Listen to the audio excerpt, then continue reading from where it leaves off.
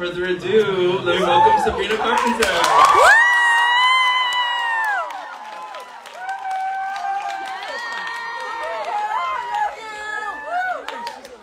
Oh, the light is so bad. Hi. Hello. So bright. How are you guys? Good. This is so cool to be here. I haven't been here since I was a child. Literally a child, underage. So this is really, I'm a different person. I'm sure all of you are. So very grateful to be here. Thanks for having me. Yes, well, we're going to get into it because, you know, I'm a stan of yours, as I'm sure a lot of people in this audience are. Oh, yeah. And obviously you dropped your album, Emails I Can't Send, in July, which was like a very personal, deep album that you worked on for so long. It had been a while. Not really. It's like a thing, but nothing crazy. When I interviewed you for Rolling Stone, you said, I had to fight the urge to do what I normally do, cover it up with confidence, and instead just actually feel those feelings. The tolerance for bullshit in the last 2 years really minimized for me. So I want to start by asking, what changed for you? Well, quite a few things change when you go from being, I think, a child in like an already really scary world to a young woman in a scary world, where it's very hard to be yourself without dealing with consequences and just kind of live and experience and grow without kind of being scrutinized. And so I was dealing with a lot internally and mentally, and I was dealing with a lot of firsts in my life as well. I think that was the crazy thing is I found that a lot of my friends had experienced certain things in their life a lot younger for the first time, but I was homeschooled, so I was weird. So I was homeschooled from a very young age, starting like 4th grade. And so I started to realize, I was like, oh my gosh, I'm actually dealing with these things for the first time in my life a lot after the fact than I feel like my friends have. And so everything kind of felt like a lot more isolated, and then the world felt isolated, so then it was like an extra double whammy. And the only thing I could do at that moment was like document like everything, because I just didn't really know how else to cope. In those moments you think like, oh, family and friends, they'll get you through it, but it's so different being inside your own head. It feels like you're on your own. And so, I know, not to get so sad, I'm like, sorry, we just started. It was also great, I had a fun time. The pandemic was crazy. No, but it really was, it was fun. And I also just went through a lot that you guys know about, and that's weird. So, you know, that's not like a normal thing. And I think after that, I felt even more privileged to be able to do what I love. And get to, you know, I guess think of it as work, because it really didn't feel like work. It felt like I was growing in a really pivotal time in my life and figuring out who I was and who I am. So. You answered my next question, which was, how did you grow from those experiences? It's a very big question. I think, I don't know, I'm still growing, and I listen to some of these songs and I reflect on them, you know, some of them written a year ago, some of them written a little longer than that, some of them written more recently, and they still very much apply to my life, which I think it's almost heartwarming, the fact that I can kind of really be where I am right now and kind of be a little bit kinder to myself, knowing that like I get to be presently who I am. I don't know if that makes much sense, but I'm figuring out how I'm growing, and I think the music is helping me grow, and I think, you know, having good people in my life is helping me, but I really don't know. That's the honest truth. I don't know how I'm growing, I just am. Not in height, but in other ways. Well, I think in the lyrics you can really tell from some of your past albums just how much more you feel it, and more, we were talking about confidence in my question that I had asked. And some of those old songs were all about, like, I'm just going to suck it up, be confident, you know? And this is like, no, I actually went through these things. Yeah, that was a weird, like, shift that I had when I realized that confidence is not necessarily, like, happiness. And confidence is not necessarily strutting in a room and, like, having a spotlight on you and, like, having a highlight glow. Like, it's not really that. It's more you feeling like enough within yourself to just be who you are, even if it's not like you're having a great day, or if it's not the best version of your personality in that moment. Like, you get to be a little bit more forgiving with yourself, and I think that's true confidence. But when I was younger, I definitely was like, okay, like, I just have to sort of, you know, be this thing to kind of fake it in my mind and help myself grow. But it wasn't really helpful and beneficial because I wasn't being honest to myself. And this time around, it was really funny. It was like, I would think about all those things that you say. Like, you know, when you're having a conversation with someone, super heated, you can't think of anything in the moment, but the second you leave the conversation, you think of everything. Mm-hmm. You wanted to say to that person, or leave an argument, and you're like, damn, I should have said that. Like, those were all the things that I was like, I need to write this down right now. And that was the beginning of so many songs, because I was like, oh, those are like these like really, really strong thoughts that I'm having. And I think anything that made me feel some really strong emotion was something that I was so curious about following and chasing and seeing if it was closer to finding how I actually think and feel, and not some like diluted thought that I've like convinced myself that I need to feel. Mm-hmm. Is that crazy to say? I can't tell sometimes if I'm like, you're going down the hole, stop. I was like, just follow it. I love it. But also one thing is like processing those emotions for yourself, and another thing is girl putting them on an album. And the fact that we all got to listen to that must have been really difficult for you. I definitely wasn't thinking of it like that. Like, I don't think when you're in a studio, you know, in a very like isolated space, you're thinking about people then.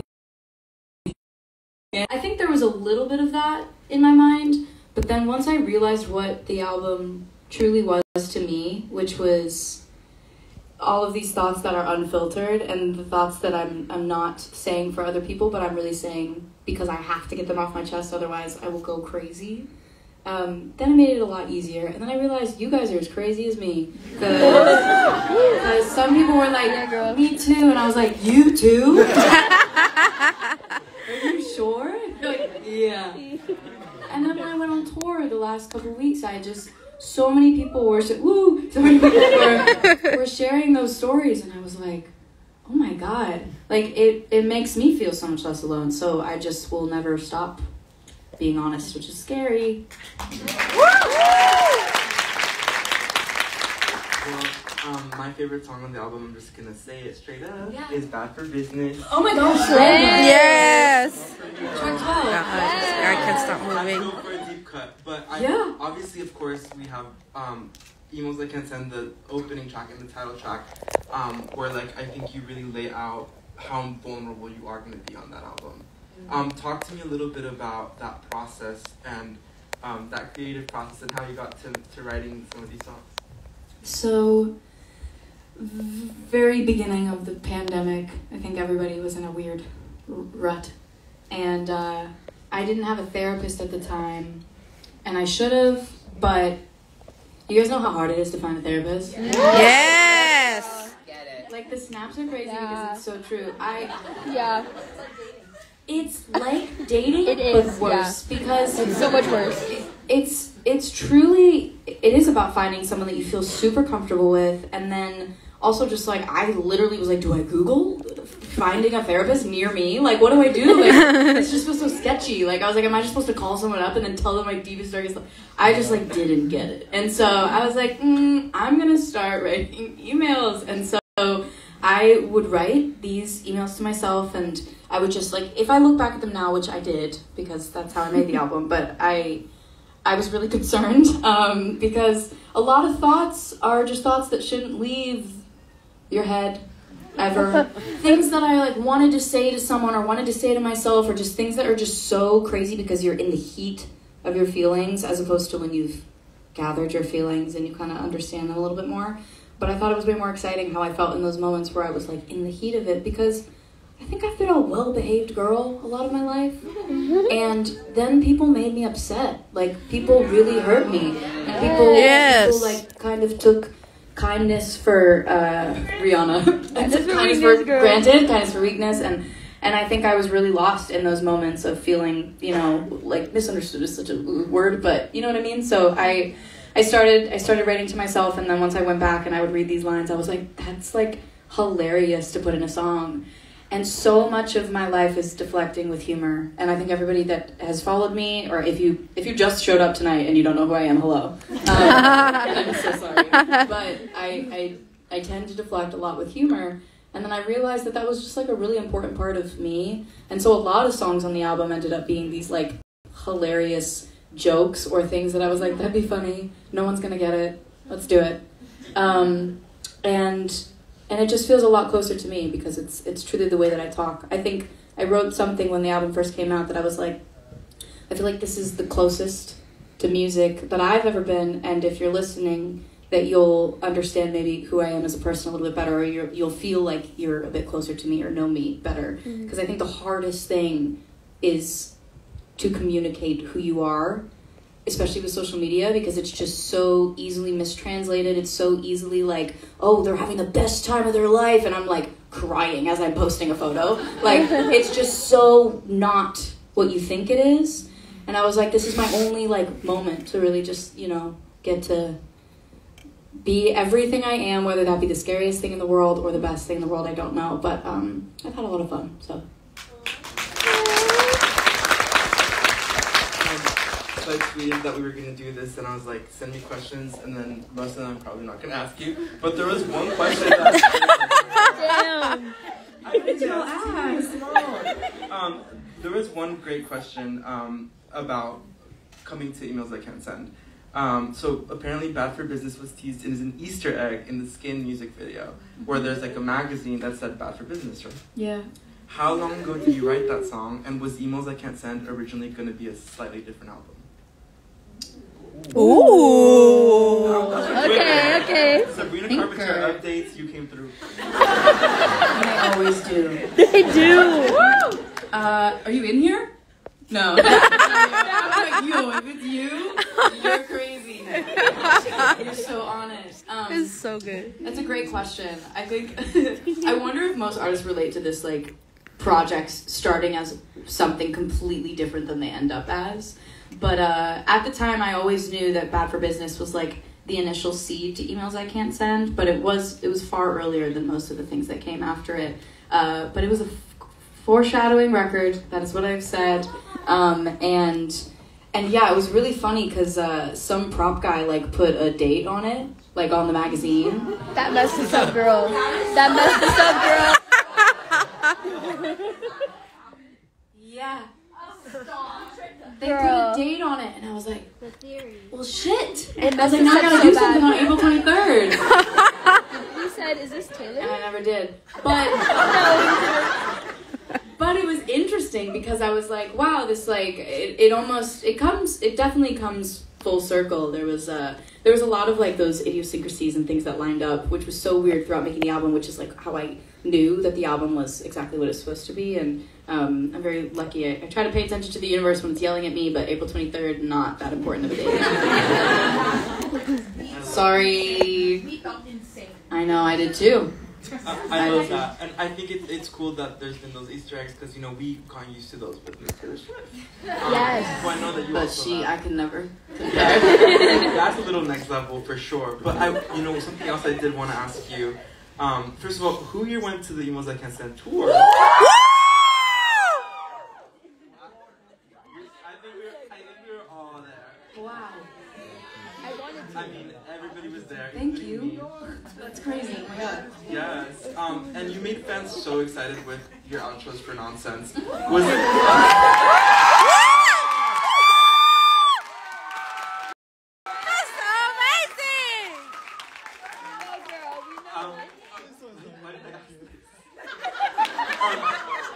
I couldn't leave TikTok without seeing at least one video from your tour stops, and I think it was always really exciting, at least especially in the LA show, to see what you do.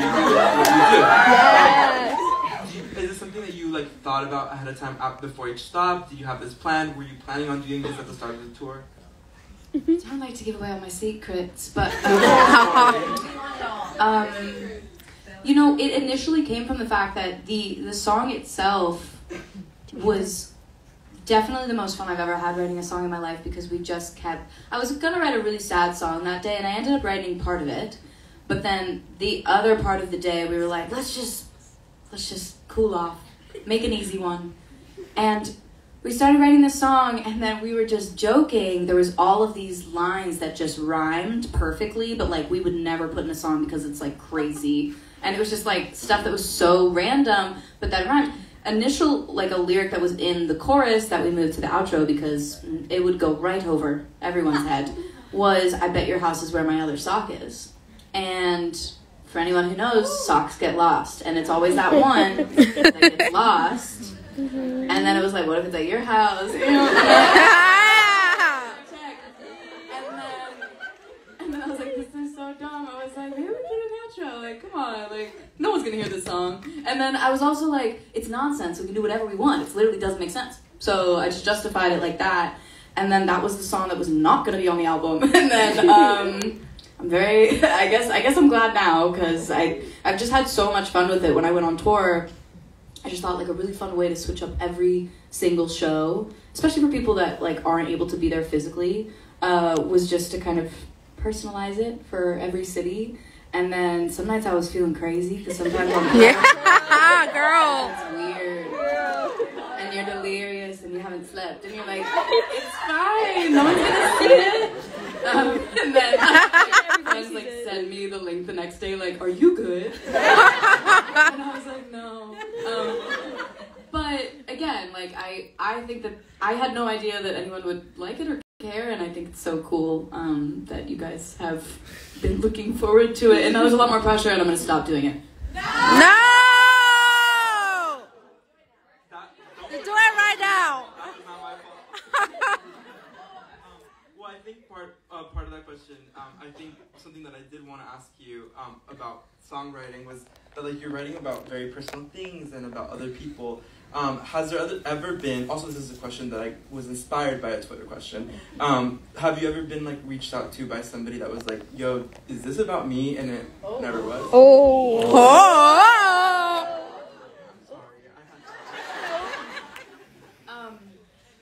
People are a lot less bold than you think they are, so no. Yeah, no, it's so funny.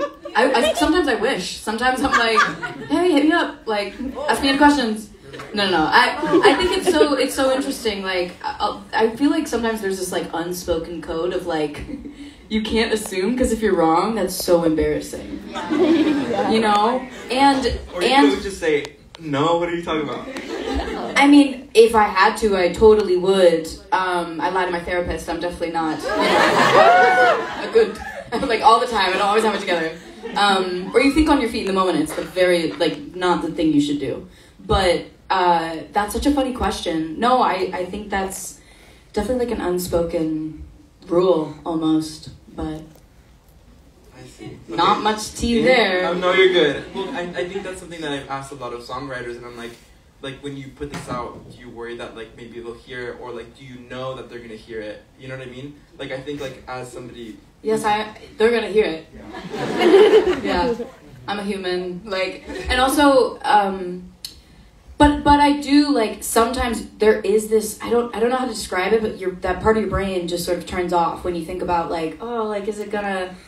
Because you have to, you almost just have to be so comfortable with, you know, your truth, and your truth isn't always going to make everybody happy, and that's just like a hard lesson I've had to learn. Whoa, it's right. And so I wouldn't want to water down like the way that I feel, and especially like the truth and actual like physical things that I've experienced, you know, especially in circumstances where unfortunately it is what it is, and if someone hurts you and makes you feel a certain way, like, you know, I write songs. It's like disclaimer moment, obviously. And that makes sense, especially for somebody that writes music like you do. And I mean, I think that's what makes your music so special now, is that we get to like see a little bit inside your brain, which is always really fun. I'm sorry. I mean, we love it, and I think that's what makes things so special. I was an intern the first time I interviewed. Girl, you want to take it Up here. No, it's fine. The first time I interviewed you, I was an intern. I was 18, and you were around the same age, and it was for Singular Act 1. At the time, you were in a car eating Takis. First of all, your spicy chips? I do. I love hot Cheetos. Slay. This is what you guys really want to hear about. Yeah. Let's go into it for a minute. Gas station order. Yeah. No, yeah, still love a spicy chip. Okay, cool. Got that one out of the way. Well, at the time, I feel like I felt like I was coming into my own skin as a human, and that that's not a song reference. But you I think so as well. How have things changed for you in your like musicality and how you view making music from then to now? That's a good question. We were talking about this a little bit back there, but it has become such an urgency for me to write and document, and I think where before it was sort of like I would allot time for myself, and then in those moments I would kind of be like, okay, brain, you gotta be creative now. Whereas now it's kind of like the opposite. Like I just, if I feel something really passionate in the moment, and it's always in the most random times, but I'll just write stuff down, whether it's, when I'm driving in the car or I'm literally like at dinner with someone and they say something insane and I go, oh my God, like under the table. Because I think those are the things that, again, like I know I'm going to forget it later. The worst is right before I go to sleep. Worst. Oh, Yeah. Because it's so hard to go to sleep. Mm-hmm. And then my brain's like, but what if you just wrote this whole chorus right now? And what if you just got up and like recorded a voice memo when you went downstairs to the piano and woke up your whole family? And that's just always the moments that I tend to think of things and ideas. And I think that's really changed because when I was younger, I felt like it wasn't as urgent for me. And again, now I feel I'm so lucky to now also take really specific details from my life. I think that was something that I realized I was so excited about with this album in particular was I was like, oh, the thing that makes this song and my music feel really unique and special to me is the fact that it was like Thin Mints, like it was like a specific cookie that like it was, it was a boombox. It was like these things that happened in my real life that I was like, well, my next door neighbor hasn't experienced that exact same thing on the exact same night in the exact same order. And so I was like, that to me feels very singular to me and my experience. And then it also makes the song so much cooler to sing because I'm like, yeah, I remember that night. That was crazy. And sometimes they're not always based on like a specific night, but so much of this album I got really lucky because it just happened that way. And it feels like a very, very public diary. And we love that, and we love the fact that we've been able to have that, and also see your growth. This is your 5th album. Like, is it? Yes. You lost count. First one. No. We ain't forget. Excuse me. Forget it. Because Eyes Wide Open still slaps. Yes. Yes. Yes. Actually, I'm glad you brought it up because I've been dying to talk about it. I wanted to ask about your connection with your older music. Obviously, it's like been a while since you dropped some of that music. Do you still feel like a connection to it, or are we like grown past it, or how do you view it? She said nope. I didn't say no. And, it's like, do you guys ever look back at your elementary school photos? Yes. And you're like, who is that? Yeah. That's what I'm saying. So it's like, it is. It's sort of like looking at like a school picture and being like, ugh. Like, why did I choose that? Why was my hair like that? Like, why didn't I brush it? Like, who's in charge? But I will say, and I do try to, and thank God for you guys, otherwise I would just completely somehow, like, eternal sunshine of the spotless mind, my whole discography. But I truly felt a lot more able to relate to some of the songs that I put out when I was much younger recently, because I think you guys were like bringing them back into my mind, forcing them in the forefront. Yeah.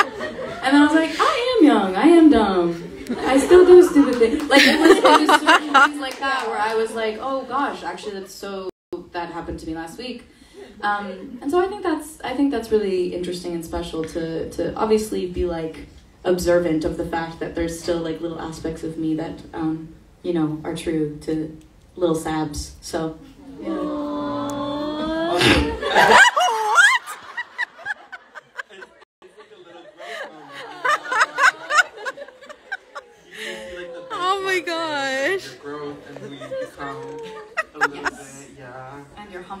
And you're marvelous.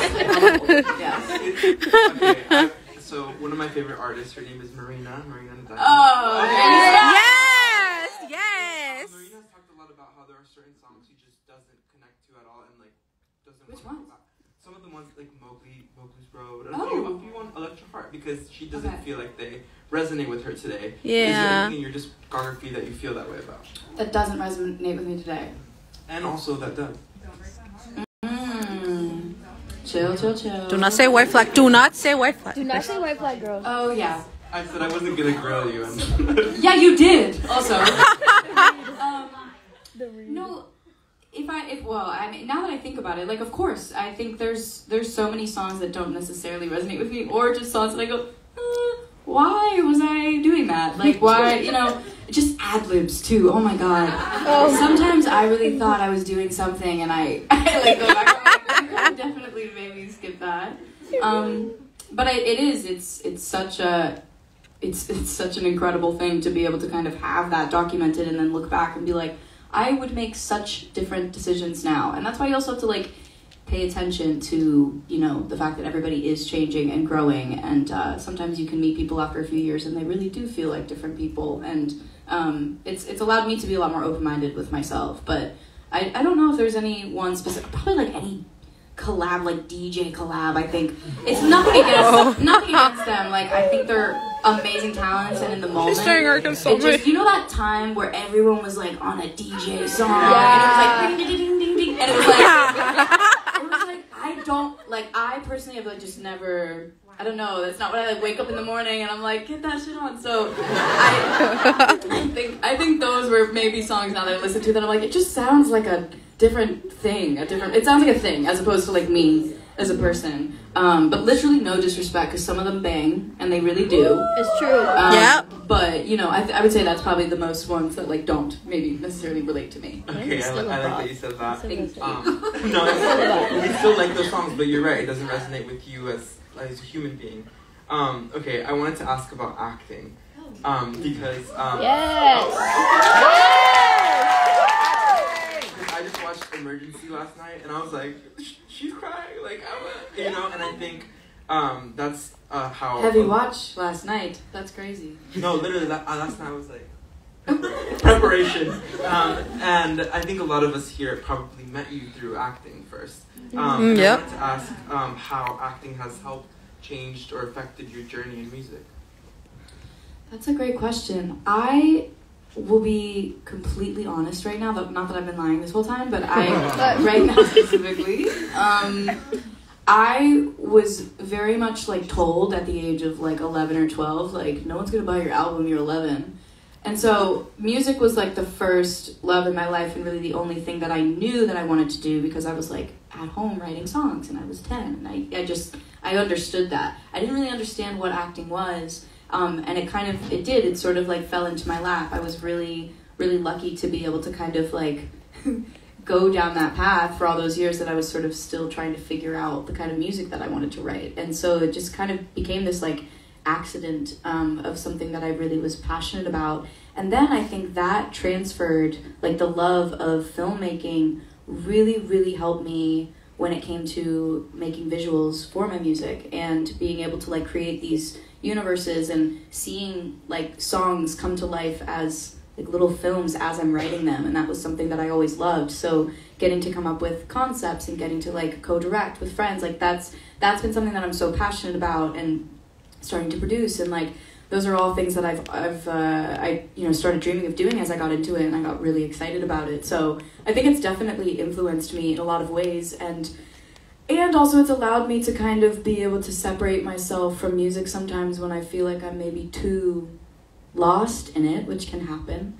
And so it allows me to like take a step back, kind of like breathe life into like another thing and another person, another story, and then come back and understand mine a little bit better, if that makes sense. I love that. I was thinking a lot about what that must be like for you, like having started with like some characters that we obviously still love to this day, and now like seeing you in your element with music, and how maybe one question that I had that is a little strange, but if one of your old characters, is there a song in your music that you think they would resonate with? like Maya. You think she would be lasting? Yeah. Oh. Oh my god. I don't think I'm talking about a real person. It's so funny. It's so real to me.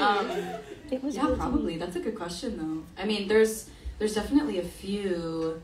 I feel like, that's so tricky. Sammy Brown's a songwriter and a real person, so she's like texted me when my album came out. She was like, "How many things is the song?" That's a character that I was really lucky to play because I got to play like my first real human being, and she's become one of my good friends, and she loves How Many Things from Emails I Can't Send, and so I was like, oh, that's kind of cool because it's like, you know, I've got to like breathe life into her in a weird way. That sounds so sexual. You know what I mean? Because I don't want to explain it, but she's been so supportive. So I would say probably that song for her. But yeah, mine would definitely be Bumpin' Emails. Yeah. Of course, she got taste. So, I do have some fan questions here. That I will be asking. They're right here. But before I do that, I did want to ask, reflecting on yourself, on who you are today, I want to go back maybe 2 years. Is there any advice that you'd give that Sabrína today? Give me a moment. Yeah, well, cause fuck. It's been such a like really scary couple of years for everybody, and I think it's a very one of the songs on the album is called Decode, and if there's like any song that like explains me to a T, unfortunately it's that song. And I think there's been so much over-analyzing and overthinking and being really critical of myself, and I think if I could like tell younger Sabrína something, it would just be to sort of take the weight off of your shoulders and take a deep breath and listen to yourself, because I think the choices that I made when I was younger, like I'm living with those now, and the choices that I'm making now, I'm going to live with those in 5 years. And so instead of kind of letting so many voices influence me and kind of get in my ear, those are other people's lives. And I feel like that's one thing that I really maybe wish that I knew sooner, was like if I let other people make decisions for me, then I'm going to be living with their decisions in 5 years or 10 years and not my own. And I'd rather live with my own, because then I can blame myself. And I'd so much rather blame myself than someone else. And I think being kinder to yourself is a huge thing that I think we forget, because it's very easy to just really be hard on ourselves. I don't know if you guys are like me. Maybe you're super chill. I'm not. So yeah, I would say being kinder to yourself. I love that. Is Decode still your favorite song on the album? There's so many. It changes all the time. I think Decode will always be a very, very special song to me. Yes. Sure. Yeah, me too. Let's get into it with your fan questions. Yeah. Alright, so this one is from Mika. That's our queen right there. If you could go back in time and be the first person to write one of your favorite songs, which song would it be? That's a good one. Dang. That's great. I could go back in time and write. It's like such an I feel like it's such a cliche answer, but I would obviously say Bohemian Rhapsody. Because to just be in the brain for a second would be insane to me. It would either be that, or there's a song by the Beatles that's one of my favorites called Rocky Raccoon that I love. That's been like a childhood favorite song of mine ever since I was like 7. So I would say Rocky Raccoon or Bohemian Rhapsody, which is random, but not if you know me, but random maybe. I don't know. That's a good answer, I'd say. Okay, and this is from Conrad. He followed me on Twitter today, I saw. Which direction do you see yourself going in musically for your next record? And he added a comment. He said, I would love an album in the same sonic universe as Honeymoon Phase. Yes! Thank you for your input. Yes. That's oh my gosh, that's such a good question. Not the first part, but the second part. The first part was good. I just don't like want to tell you. You know what I mean? I feel like I want that to be a surprise. But fear not, it's up there. I just want to let you hear it. You know, when you hear it, and it will be different. It will be different from emails. But I do think that emails has like unlocked the floodgates to me to a lot of possibilities. And I think that was what was so fun about creating it was I was pulling so much inspiration from the stuff that I grew up listening to. Like, it's so cheesy to say, like, going back to your roots, but, like, the songs that I grew up on and, like, you know, listening to a lot of Dolly Parton and a lot of Carole King and, like, just, you know, Joni Mitchell, like, some of these incredible songwriters and, like, lyrics that just, like, struck me as, like, so painfully honest that they, like, couldn't come from anywhere else. And I hope to be able to kind of, like, continue down that path of what that means for me. But I'm glad you like Honeymoon Fades. I very much love that song. It's one of my favorites. I love it. And this one is this is from Lynette. Where's she at? Oh, I thought you left. I was like, we talked about the nonsense outros earlier, and she asked which one you like the most. Oh. LA. That was my favorite. Rank them.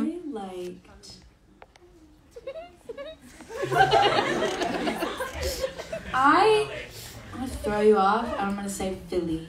Oh, snap! That's a good one. Because that's where I'm from. And that was a really special show. My mom was there. Aww. Unfortunate. She's so supportive too. She was like, yeah! Yeah, I'd probably say Philly. There were some fun ones though. We had fun. We sure did. And this next one is from Vanessa. She was like, oh! Okay. She started off the question with, this question might cause a little drama, and I got scared. But the audience needs to know... She's like, favorite food. What was the best city on tour? Oh. You're right, it might start drama. I'm not just bullshitting you guys. LA was a very...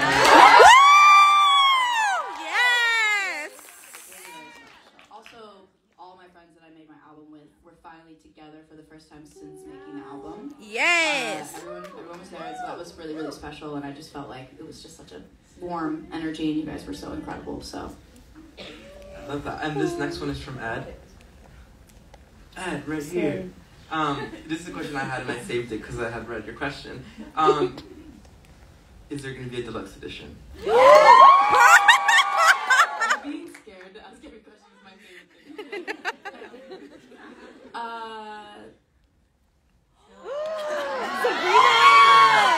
Okay, I'll put it this way. Is the emails I can't send era over? No. No. No!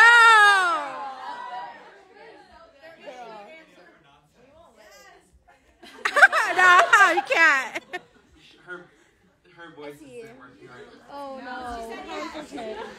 Okay, fine. I will let this one slide. And this last one is. I'll take it a Lisa. yes. Oh, and her handwriting, by the way, it looks. She's an artist. Yeah. Okay. She's like, yeah. What is a future project that you're excited about? Is there? Yeah. What is a future project that you're excited about? Oh my gosh. You're giving me questions I can't answer. I always loved, ever since I was little, like I've always just loved an element of surprise. But you guys know that I don't sleep.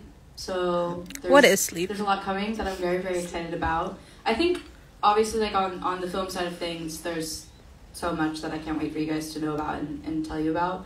But really on the music side of things, like just getting off of this tour, has been so exciting because it was the first time that I really got to be on the road again after like 3.5. I'm asking you, what was it?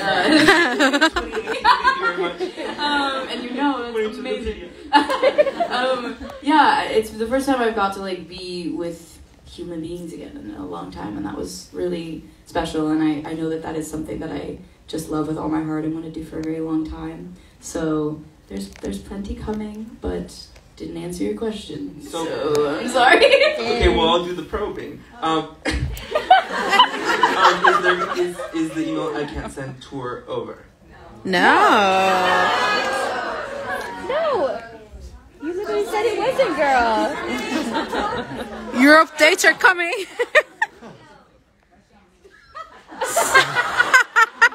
Do you want it to be over? No. Girl, I didn't get to go to Second leg. Second tour. Come back to LA for encore, girl. 3 dates. 3. Noted. Be like Harry. Okay, noted. We're just going to leave it at that. And this Give her 15 is minutes a to lot perform. easier, I promise. And it's something I actually already asked. What's currently your favorite song on the album, and what inspired you to write it? I don't know who asked it though. Okay, you can write your name. What's your name? Call her out. What? Evelyn. Come on, Evelyn. My favorite today. Ooh, that's such a tricky question. You know, it's gonna be Nonsense today. Nonsense. And that's all I'm gonna say. Okay, sounds should good. be. Excellent. Well, thank you guys. Woo!